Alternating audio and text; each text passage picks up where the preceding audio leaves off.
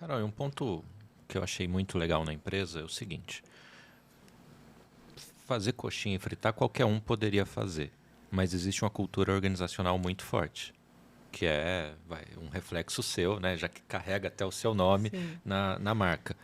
Como que implanta isso para 84 franqueados e hoje são quantos colaboradores no total, se pegar lojas e indústria? Nossa, se a gente pegar todas as lojas e indústria, a gente tem uns 600 Pois colaboradores. é, como é que a gente bota uma cultura tão forte em 600 Eu falo pessoas? que a cultura a gente tem que trabalhar todo santo dia. Todo santo dia. Porque não tem estratégia que dê certo se a cultura não estiver bem alinhada. E esse é um grande desafio. Por quê? Essa semana, por coincidência, eu estava conversando com os meus líderes. Eu falei para eles, se vocês não entenderem que vocês têm que disseminar a cultura do que a Carol Coxinhas é, da empresa, para todo mundo, para os demais, porque só eu e o Alexandre, a gente não vai conseguir fazer. Eu preciso de vocês para ajudar a replicar. Vocês são os agentes replicadores. E os franqueados, a mesma coisa. O franqueado ele tem que entender que a gente consegue, como marca, tocar até o colaborador dele. Só que é o exemplo de quem está na frente, o exemplo do franqueado que está na ponta, é que vai determinar como vai ser com os seus colaboradores. Porque se o franqueado ele é um líder fraco, que ele não quer fazer o que precisa ser feito, que só reclama, como que vai ser os colaboradores dele ali?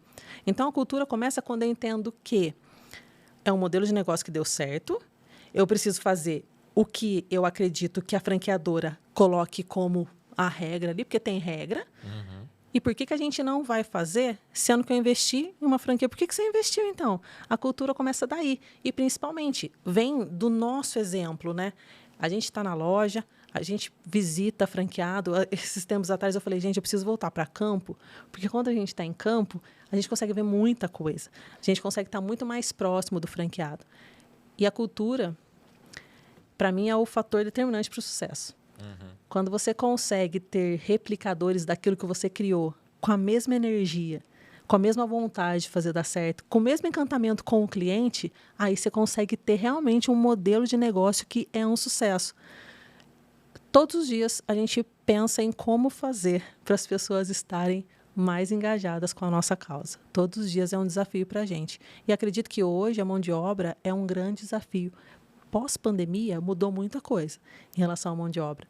Está muito mais difícil para a gente. As pessoas não ficam, não, a gente não consegue reter, né, talentos dentro da empresa. Por mais que você esteja um planejamento. Então, está na hora de... Nós estamos fazendo todo um treinamento para falar para o franqueado. O que você vai oferecer para os colaboradores? Como a gente vai fazer a partir de agora? Porque as coisas mudaram. O que a gente sabia antes da pandemia, hoje não funciona mais. Então, antes que vire um caos, a gente já tem que entender como essa galera está funcionando e como eu vou conseguir fazer para eu tirar o melhor deles. A cultura é o fator que determina se você vai ter uma loja ou se você vai ter mais. No final das contas, é isso mesmo. E essa questão de retenção, ainda mais quando a gente fala talvez de um cargo muito operacional, o X que ele ganha aqui, ele vai ganhar X ali e X ali. Ele tem que ficar por alguma coisa, né? Por algo além dessa remuneração inicial. Hoje, por R$ 50, a gente perde um colaborador. E o que eu sempre falo para as pessoas que estão comigo lá, eu sempre tento passar isso para o franqueado, você não vai conseguir reter alguém no operacional, porque a gente também sabe o nosso limitador ali. A gente não quer que uma pessoa passe a vida inteira fritando coxinha. Só que eu tenho hoje plano de carreira para a menina que está lá fritando coxinha para mim. Aquela que se sobressai, ela vai virar uma gerente. O franqueado que está lá na ponta, se ele pensa em crescer e em expandir, ele precisa formar líderes. Se aquela pessoa quiser crescer, ela vai crescer junto com a gente. Ela vai ter que ganhar mais, ela vai ter participação nos lucros, mas como que a gente consegue fazer isso? Também contando que o colaborador vai se esforçar, ele tem interesse. Você não consegue mudar a cabeça de quem não tem interesse, né? O comportamento é uma coisa muito, muito complexa. Então, hoje a gente entende que para reter talento, você tem que ter um planejamento para essa pessoa. Tem que ter um plano de vida. E, às vezes, nem é só financeiro. Às vezes, você tem que sentar, conversar, você tem que entender o que está se passando. A pessoa tem um problema em casa, a pessoa está acontecendo algo com o filho dela. Tem um colaborador meu que, uns tempos atrás, ele falou, Carol, eu não aguento mais, eu estou estressado, eu quero sair. Eu falei, olha, eu acredito que você não esteja... O serviço está me matando, estou estressado. Eu falei, eu acho que o seu problema não é o trabalho. Só que dentre tudo na nossa vida, o que é mais fácil eu jogar para cima, eu não posso jogar minha esposa para cima, não posso jogar, mãe, não quero mais estar aqui. A única coisa que eu posso jogar para cima é o trabalho. Então, é a primeira coisa que vocês abrem mão. Só que o problema não é aqui. O buraco é um pouquinho mais embaixo. Falei para ele, eu acredito que você ainda vai voltar. Graças a Deus ele voltou depois de um tempo, está lá na empresa com a gente. Mas hoje as pessoas têm muito isso. Tem problemas em várias áreas, mas como ela quer mudar de vida, deixa eu sair do meu emprego que eu vou resolver todos os meus problemas. E não é bem assim que funciona, né? E essa coisa do cada hora eu estou no lugar também é muito prejudicial para essa galera que está entrando no mercado de trabalho, porque eles não vão conseguir crescer. Eles são muito imediatistas. Mas eu fico pulando de cada hora eu estou em um lugar, qual é o planejamento de crescimento? Como que você vai crescer? Como que você vai querer crescer dentro de uma empresa? E hoje, eu acredito muito no intraempreendedorismo. Eu acho que você não precisa abrir uma empresa para você ter sucesso. Eu acho que dá para você crescer muito dentro da empresa que você está. Ali eu tenho um plano de carreira para tornar braço direito meu sócio.